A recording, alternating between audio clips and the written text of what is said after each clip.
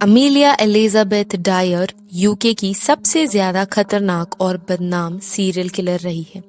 Amelia ने 20 सालों में लगभग 400 से भी ज्यादा छोटे बच्चों को बड़ी ही बेरहमी से मार दिया, और वो भी तब जब वो उसके ही केयर प्रोटेक्शन में रह रहे थे। आखिर अमीलिया ने ऐसा क्यों किया और कैसे किया, जानेंगे आज के केस में। एमिलिया का जन्म 1836 में हुआ था, और जब एमिलिया 22 साल की थी तभी ही उसके माँ बाप दोनों ने ही एमिलिया का साथ छोड़ दिया, क्योंकि वो इस दुनिया से ही चल बसे। एमिलिया का एक भाई भी था, उसने अपनी फैमिली बिजनेस को आगे बढ़ाया जो कि शू मेकिंग का था। पर एमिलिया अपने परिवार से कट गई, अलग हो गई, और इसी वजह से अपने भाई से भी अलग हो गई। अब एमिलिया के पास कोई भी फाइनेंशियल सपोर्ट नहीं था, और उसके पास फैमिली बिजनेस की कोई लीगल राइट्स भी नहीं थे जिसके साथ वो अपने भाई के साथ काम करके फाइनेंशियल सपोर्ट खुद को दे सके। इसके कुछ ही सालों के बाद एमिलिया 24 साल की हुई और उसने जॉर्ज थॉमस नाम के एक आदमी से शादी कर ली जो कि 59 इयर्स का था। एमिलिया 24 साल की थी और उसका जो हस्बैंड था वो 59 इयर्स का था। इसके बाद एमिलिया के हस्बैंड ने उसे एक नर्सिंग स्कूल में भर्ती करवा दिया और वो नर्सिंग की पढ़ाई करने लगी। इसके बाद एमिलिया ने अपनी नर्सिंग की ट्रेनिंग शुरू करी और एमिलिया के खुद के 2 बच्चे भी हुए। जब एमिलिया पढ़ ही रही थी तभी ही उसे एक औरत मिली और उस औरत ने एमिलिया को बेबी फार्मिंग के बारे में बताया। अब ये बेबी फार्मिंग है क्या?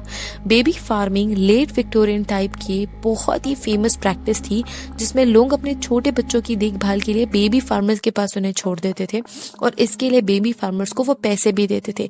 जिस तरीके से डे केयर होते हैं ना, अभी मॉर्निंग में ऑफिस जाते वक्त लोग अपने बच्चों को वहां छोड़ देते हैं, इवनिंग में ले लेते हैं, डे केयर्स को पैसा देते हैं। थोड़ा सिमिलर कॉन्सेप्ट है बट थोड़ा डिफरेंट भी है। थोड़ा डिफरेंट कैसे है कि मॉर्निंग से लेके इवनिंग तक ही जो डे केयर वाले होते हैं वो बच्चों का ख्याल रखते हैं। बट बेबी फार्मिंग में क्या होता था, कई सालों के लिए लोग अपने बच्चों को इन बेबी फार्मर के पास छोड़ दिया करते थे कि ये इनका ख्याल रखेंगे, और उनके ख्याल रखने के तौर पे वो उन्हें पैसे भी दे देते थे। कुछ ऐसे होते थे जो फिक्स्ड पीरियड ऑफ टाइम के लिए अपने बच्चों को छोड़ते थे और उसके बाद वापस भी ले जाते थे। कुछ ऐसे होते थे जो हमेशा हमेशा के लिए उन्हें वहीं ही छोड़ देते थे। जब कोई बच्चा ऐसा होता था जिन्हें हमेशा के लिए ही इन बेबी फार्मर्स के पास छोड़ दिया जाता था, तो कुछ सालों के बाद अगर कोई इन्हें अडॉप्ट करना चाहता है तो उन बच्चों को अडॉप्ट कर सकता है, या फिर इलीगली कभी कभी बेबी फार्मर्स इन बच्चों को बेच भी दिया करते थे।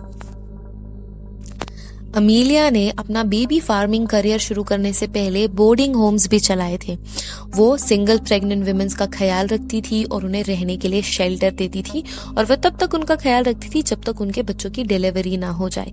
इसके बाद कभी कभी जो न्यू बॉर्न्स बेबीज हैं इनकी कस्टडी एमिलिया को दे दी जाती थी as a baby farmer.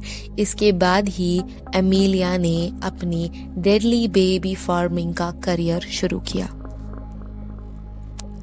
Emilia ने जब अपने बेबी फार्मिंग का करियर शुरू किया था तो इनिशियली जैसे ही उसे बच्चों की कस्टडी मिलती, उस मोमेंट से ही वो उन बच्चों को नेग्लेक्ट करना शुरू कर देती थी, और इसी नेग्लिजेंस की वजह से बच्चों की डेथ हो जाती थी।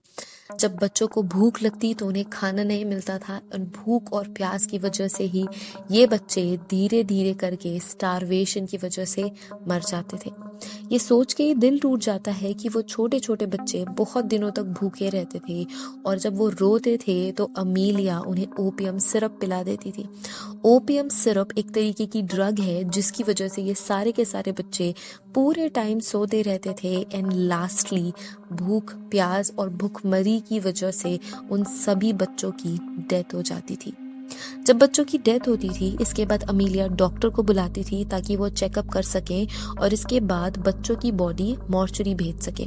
बहुत सारे बच्चों की डेथ के बाद डॉक्टर ने एमिलिया पे शक करना शुरू किया, जिसकी वजह से बच्चों की डेथ पे क्वेश्चंस होने लगे। अब जब बच्चों की डेथ पे क्वेश्चंस होने लगे तो एमिलिया जगह ही चेंज करने लगी, वो शहर बदलने लगी। जब एमिलिया शहर बदला करती थी तो वो अलग अलग शहरों में अपना नाम बदलती थी, अपनी पहचान बदलती थी ताकि किसी को उस पे शक ना हो, और वो अलग अलग नामों से ही एडवर्टाइजमेंट किया करती थी कि वो बच्चों का ख्याल रखने के लिए अवेलेबल है, वो एक बहुत ही रिस्पेक्टेबल फैमिली की मेंबर है और वो बच्चों का ख्याल रखना चाहती है। सो इसी वजह से ही अलग अलग एडवर्टीजमेंट की वजह से और अपने आप को बहुत ही अच्छी फैमिली का और वेल एजुकेटेड बताने की वजह से ही लोगों को उस पर भरोसा हो जाता था और वो अपने बच्चों को उसके पास छोड़ दिया करते थे देख रेख करने के लिए। अब ऐसे ही शहर बदलने के बाद नए नाम से अमीलिया ने बेबी फार्मिंग शुरू करी और एक बच्चे की डेथ हुई, जिसके बाद उसे डॉक्टर को बुलाया गया। जब डॉक्टर ने बच्चे को चेक करा और डेथ का रीजन उसे कुछ समझ सा आया, उसने अमीलिया पे शक किया और इन्वेस्टिगेशन हुई। अब इस इन्वेस्टिगेशन की वजह से ही अमीलिया को 6 महीने जेल में भी बिताने पड़े और इन 6 महीनों में उसे बहुत ही मेहनत करनी पड़ी जेल में। अपनी सजा काटने के बाद अमीलिया जेल से बाहर आ गई। इसके बाद भी अमीलिया ने अपना डेडली बेबी फार्मिंग का काम जारी रखा। बस अब उसे ये पता था कि बच्चों की डेथ के बाद डॉक्टर को नहीं बुलाना है चेकअप के लिए और उन बच्चों की बॉडीज को अब उसे खुद ही ठिकाने लगाना पड़ेगा। अब उसका प्लान बिल्कुल रेडी था कि वो बच्चों की कस्टडी लेते ही उनको मार देगी और उसके बाद उनकी बॉडी को ठिकाने लगा देगी और तुरंत ही शहर बदल लेगी। इससे वो ज्यादा से ज्यादा पैसे कमा सकती है और जल्दी जल्दी शहर बदलने की वजह से कोई उसे पकड़ भी नहीं पाएगा। तो प्लान बिल्कुल रेडी था। नए शहर में नए नाम के साथ फिर से अमीलिया ने बेबी फार्मिंग करना शुरू करा और जैसे ही अब अमीलिया बच्चों की कस्टडी लेती, वो उन्हें स्ट्रैंगुलेट करके मार देती। वो रस्सियों का इस्तेमाल करती, वो रोप्स का इस्तेमाल करती, टेप का इस्तेमाल करती और बच्चों को स्ट्रैंगुलेट करके उनको मौत के घाट उतार देती। इसके बाद बच्चों की बॉडी को ठिकाने लगाने का प्लान ये था कि या तो उन्हें पेपरों में पैक करके, पेपर रस्सी में पैक करके वो किसी भी जगह दफना देती थी या फिर पानी में डाल देती थी। पानी में डालने के लिए वो बड़े बड़े पत्थरों से इन बच्चों की बॉडीज को बांधती थी और थेम्स नदी में फेंक दिया करती थी। ऐसा ही दिन था 30 मार्च 1896 का, जब कुछ लोग थेम्स रिवर की साइड पे काम कर रहे थे और उन्होंने पानी पे एक बड़ा सा पैकेट तैरते हुए देखा। जैसे उन्होंने बड़ा सा पैकेट तैरते हुए देखा, उन्होंने सोचा कि शायद इसके अंदर कुछ काम की चीज निकल जाए और उन्होंने वो पैकेट पानी से बाहर निकाल लिया। जैसे उस पैकेट को खोला गया, उन सभी के होश उड़ गए क्योंकि उस पैकेट में 2 बच्चों की बॉडीज थी। एक बच्चे की बॉडी थी और एक बच्ची की बॉडी थी। ये दोनों ही बॉडीज एक तरीके के पेपर में लिपटे हुए थे और बंधे हुए थे। इसके बाद वो पानी से मिले। अब पुलिस आई, पुलिस ने इन्वेस्टिगेशन शुरू करा और उन्हें जल्दी ही पता लग गया कि अमीलिया इस केस से रिलेटेड है, क्योंकि जिस पेपर में, जिस पैकेट में उन बच्चों की बॉडीज बंधी हुई मिली थी, उसमें बहुत ही छोटे अक्षरों में और धुंधले अक्षरों में एक एड्रेस मिला था। अब इस एड्रेस को फोरेंसिक्स की मदद से क्या कर लिया गया, डिकोड कर लिया गया, डिसाइफर कर लिया गया। अब सबसे बड़ा चैलेंज पुलिस के पास ये था कि वो अमीलिया को पकड़े तो पकड़े कैसे। पहले भी शक था और उस पे शक जताया गया था बहुत ही बार, पर पुलिस उसे पकड़ नहीं पा रही थी। अब यहाँ पे उन्होंने ये प्लान करा कि एक महिला को वो एज अ पेरेंट बना के भेजेंगे जो कि उस बेबी फार्मिंग पे अपने बच्चे को ख्याल रखने के लिए देना चाहती थी। तो एक महिला ने अमीलिया को कांटेक्ट किया और बोला कि क्या हम मीटिंग फिक्स कर सकते हैं, मैं अपने बच्चे को आपको देना चाहती हूँ देख रेख करने के लिए। अमीलिया रेडी हो गई और उन्होंने मीटिंग फिक्स कर ली। जिस दिन मीटिंग होने वाली थी, अमीलिया अपने कस्टमर का वेट कर रही थी, लेकिन सारे के सारे पुलिस वाले और डिटेक्टिव उसके एड्रेस पे पहुंचे।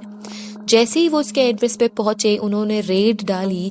एक बहुत ही बुरी सी स्मेल सभी को आई और ये स्मेल थी ह्यूमन बॉडी के डिकम्पोज होने की।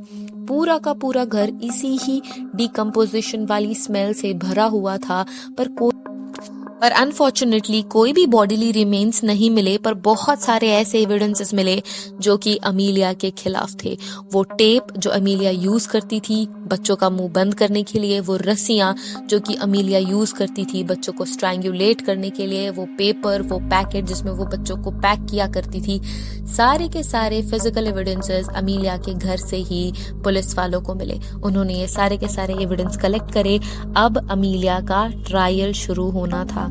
अमीलिया का 22 मई 1896 को अमीलिया के ट्रायल शुरू हुए और ये ट्रायल्स 3 बच्चों के मर्डर केस के लिए थे। ट्रायल शुरू होने के 4 मिनट के बाद ही अमीलिया गिल्टी प्रूव हो चुकी थी, लेकिन अमीलिया ने अपनी पूरी ताकत लगाई और वो ये प्रूव करना चाह रही थी कि उसकी दिमागी हालत ठीक नहीं है, वो पागल है और अपने पागलपन की वजह से ही उसने ये मर्डर्स किए हैं। पर वो ये प्रूव नहीं कर पाई। वो कोशिश कर रही थी कि वो अपनी इंसेनिटी प्रूव कर दे और उसे डेथ पेनाल्टी ना मिले। इसके बाद भी जब अमीलिया को सजा सुना दी गई तो अमीलिया ने अपनी 5 नोटबुक में अपना सारा का सारा कन्फेशन लिखा और बताया कि वो बच्चों को किस तरीके से मारती थी, किस तरीके से वो भूखे प्यासे रहते थे और आखिर में उनकी डेथ हो जाया करती थी। अमीलिया एलिजाबेथ डायर को 9 बजे 10 जून 1896 के दिन फांसी दे दी गई। अपनी फांसी के जस्ट पहले ही उसके कुछ लास्ट वर्ड्स थे और वो ये थे, आई हैव नथिंग टू से। अपनी फांसी के टाइम पे अमीलिया 57 इयर्स की थी और आखिरकार सजा उसे मिल गई। अब इस हॉरिफिक क्राइम की वजह से जो अडॉप्शन लॉ थे वो बहुत ही ज्यादा स्ट्रिक्ट हो गए, जिनकी जरूरत भी थी। 20th सेंचुरी तक न्यू लॉज बनाए गए और उसमें ये कहा गया कि बच्चों का जो फाइनेंशियल केयर है वो सिर्फ और सिर्फ उनके पिता करेंगे, उनके फादर्स करेंगे। फाइनेंशियल केयर की जिम्मेदारी उनके फादर्स की होगी। अमीलिया ने लगभग 400 से ज्यादा बच्चों का मर्डर किया था और वो इसके लिए रिस्पॉन्सिबल थी, जो इस केस को सबसे ज्यादा डरावना और खतरनाक बनाता है। तो ये था केस अमीलिया एलिजाबेथ डायर का, जो कि एक बहुत ही खतरनाक सीरियल किलर थी और उसने अपने 20 साल के इस डेडली बेबी फार्मिंग के करियर में कम से कम 400 बच्चों का मर्डर किया था।